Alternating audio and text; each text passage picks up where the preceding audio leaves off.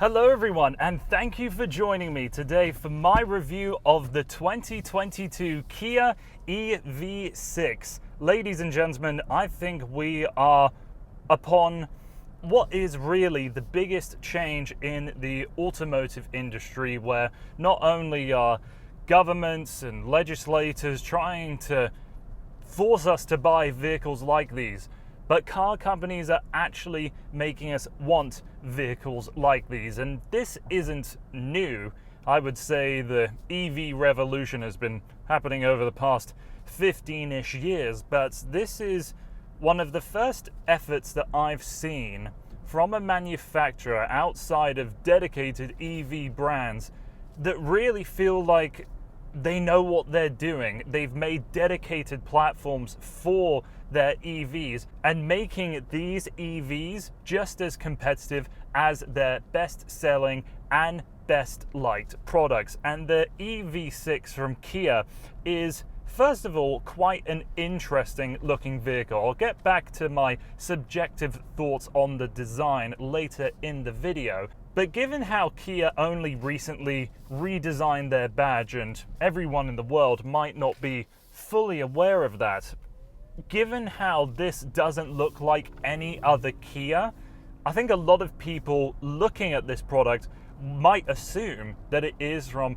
a brand new manufacturer. So things that you should know right off the bat: the EV6 and the Hyundai Ioniq 5 both share battery packs and motors and really the same sort of performance numbers. You have 167 horsepower in the base model with rear-wheel drive and a 55 kilowatt-hour lithium-ion battery pack. And then the larger battery packs are 77 kilowatt-hour lithium-ion battery packs with either all-wheel drive or rear-wheel drive configurations. This EV6 that I'm testing out is the top spec GT-Line 2. So we have all-wheel drive producing 320 horsepower and 446 pound-feet of torque. Both of these battery packs, and whatever configuration you go for, rear-wheel drive or all-wheel drive, both have the fast charging capability of 350 kilowatts, taking you from a 10% charge to an 80% charge in 18 minutes. There's going to be other factors of limitation, like do you even have those kind of charges in your area, or are they going to even be able to offload that maximum output of electrons? That's a little bit to be determined. But to speak quickly on range, I've been driving about 500 kilometers now in this product. I've done one recharge. It took me to about 25%, 80% in 20-ish minutes on a 150 kilowatt hour charge. And I have not been kind to this vehicle. I've been stomping on the accelerator a lot. I've been using the air conditioning a fair bit, the vented seats, and the weather's been 19 to 25 degrees here in the few days that I've had it so far. And I really do believe the claim that this vehicle can go up to what Kia is claiming. So the Kia has already satisfied those expectations, but what else can I share with you? The ride is quite soft, but when you're going at slow speeds, very rough roads, it really jostles you round maybe a bit too much. Maybe these wheels are a bit too big for this model, but it just feels a little jostling at slow speeds. Highway speed though, absolutely no problems at all. And we all know the benefits of EVs by now. They are very quiet, very refined. And the refinement that I'm getting out of this product, cruising at 80 kilometers now, is what I would expect out of a premium German compact crossover. There is one slight hiccup that I find, and it's that this center console itself is a little plasticky, and maybe it just isn't bolted down quite as tightly as it should, because when you are going on that rough road, you can hear it squeak around a little bit. I'm putting pressure in my knee right now into it, and you can see it move about ever so slightly, but that isn't creating any noise. So for the cabin space, in terms of build quality, that's the only area where I would like to see improvement. And the EV6 uses some conventional and unconventional materials. So we have some nice leather here on the wheel, the seats, some suede on the seats too, and there's plenty of soft touch plastics where you would expect, here where I'm resting my elbows, here at the top of the door cards. Fair amount of hard plastics too, and a lot of piano black plastic in this product, which I'm kind of sick of at this point in time, but what can you do? Adding on to that premium touch, I really like how we do have felt here in the door liners so that your water bottles don't rattle about. It's the same in the back too.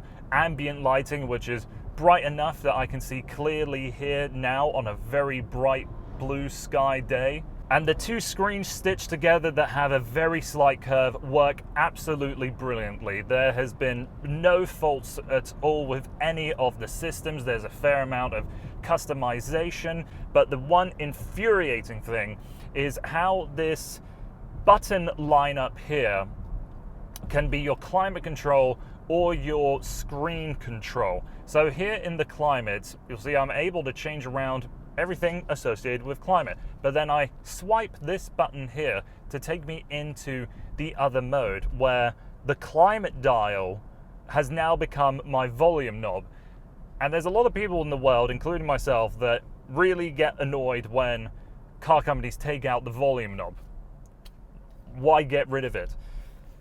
And here, this is taking it so far of frustration for me that I've just pretended that this swipe to go from the climate menu to the screen menu just doesn't exist, because on a hot day like today, if I want air conditioning on and off, I don't want to be thinking, oh, I'm in the volume mode, I need to change into the correct menu. And I honestly think distracting on the road too, because it is a touch system and the feedback on it is excellent, but to have it in your mind that you need to think about which menu system you need to go through, I just pretend the only thing I'm ever going to be using this for is simply climate, and if I want to change the volume, I'm doing it here with the rocker switch on my steering wheel. So that sounded a little negative for a minute, and honestly, that is my biggest gripe with this product. There's just no point. Otherwise, I think the material use is nice. I've already said that. There's this kind of funky alternative soft plastic used here across the dashboard and in the center console. I think that's quite neat. There's so much space here in the center console, lots of plugs. You've got this little cable management system. It's all rather quite nice, and I like the two-spoke steering wheel so I can rest my hands just like this, and you'll find that when you're on the highway, the lane keep assist system that Kia and Hyundai use is really good. So to just have your hands rested here and put a little trust in the system, if you feel comfortable doing that, it's a great way to spend a few hours on a cruise. A few other things to talk about with further driving. The throttle response is excellent, and it is a quick car. You've got 4 modes of regenerative braking, and in the top mode, the I-pedal mode or the max mode, it will be a full one-pedal driving experience, and it won't creep off of the line forwards when you take your foot off of the brake or the accelerator, so just be cautious of that. And something that I've noticed, but I can't confirm at the moment, it feels as though battery performance stays the same no matter where in the percentage of your battery you actually are. So when you stomp on the throttle, and you know what, we're coming to a nice open bit of road here, I might as well slow down, sport mode, pin it.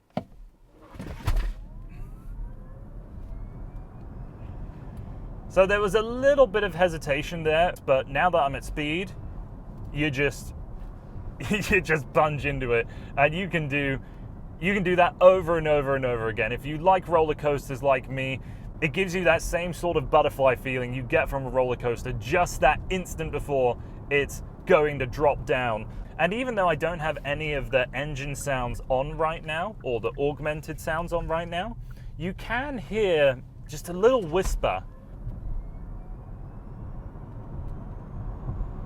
of those motors spinning. I hope you're able to hear that through my microphone, because it is the only mechanical noise you can hear in this product. One more thing I've noticed, if you do stomp on the throttle and take your foot off really quickly, there feels like there's a little bit of rev hang, so to say, with this EV. I've experienced a few EVs where the pedal is like a light switch. It's on, off, on, off, on, off. Whilst with this, it's a on, off, on, off. So a little more gentle. That's probably an engineering decision that they've made, but it feels a little more conventional. So that's why I say rev hang. It feels like when you rev out a little 4-cylinder engine and you've still got those revs holding on to the top of the rev range as you punch in the clutch or come to a sudden stop. Briefly touching on backseat space and other matters of practicality with the EV6, the backseat space is okay. Obviously, we've got a big battery pack under the carpet, so my knees feel quite high.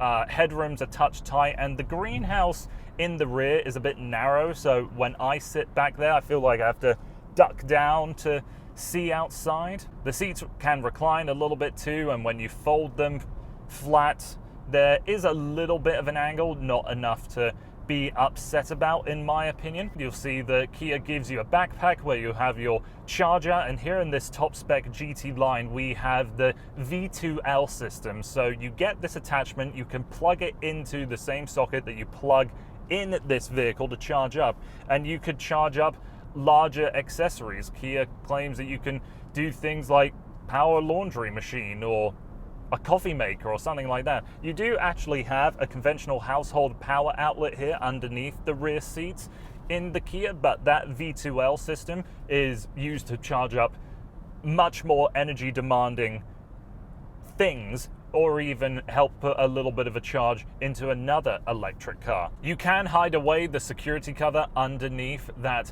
false floor, even though it is a little bit of a hassle to get in and out. It can be done. I appreciate that tremendously. And you do have a little bit of storage underneath the frunk, even though it's enough for a computer, maybe a handbag.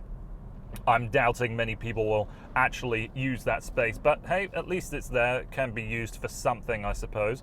Another quick design detail here on the interior before we wrap things up. I like how there's this plastic extension behind the headrest, and in my mind that's somewhere that you could hang up a plastic bag for trash, or maybe it's even meant to be a coat hanger of some kind. And the EV6 isn't what I would consider traditionally beautiful, but it is intriguing to look at. I feel like if you owned this car, you would be looking at different angles all the time and seeing a different perspective every time. There's a couple of interesting details worth noting, like how there's all these textured components right around the bottom of the rear lights. There's an interesting line that follows from the base of the floor, then cuts away from the rear wheel, and then sort of rejoins where the light bar is. Looks like the Lexus IS. The rear light bar almost looks like a spoiler, and you actually have a real spoiler where air is venting through down onto the rear window. No rear window wiper, and no one is ever going to convince me that that is a good idea. And with that spoiler, if you look in the rear view mirror, that you can see that little bit jutting out. It's like how it's like you're wearing a baseball cap backwards. I think that's kind of cool. And there's something in that little space that I have no understanding of what the purpose is, but there's a light, and when you unlock the car at night, that light shines down on the rear haunch. So the Kia EV6 in my mind is desirable in every sense of the word when it comes to new car purchases. It's interesting to look at and to be in. It feels well made for the most part, and with this new commonly shared electric car platform that Kia, Hyundai and Genesis are going to be implementing in many future models to come, I do hope it will prove itself as a very stout, meaningful long-term purchase to new car buyers, whether they're going into an EV for the first time or people that have already had the opportunity to own some EVs before. I hope this review was insightful for you. Thank you very much for taking the time to watching this video.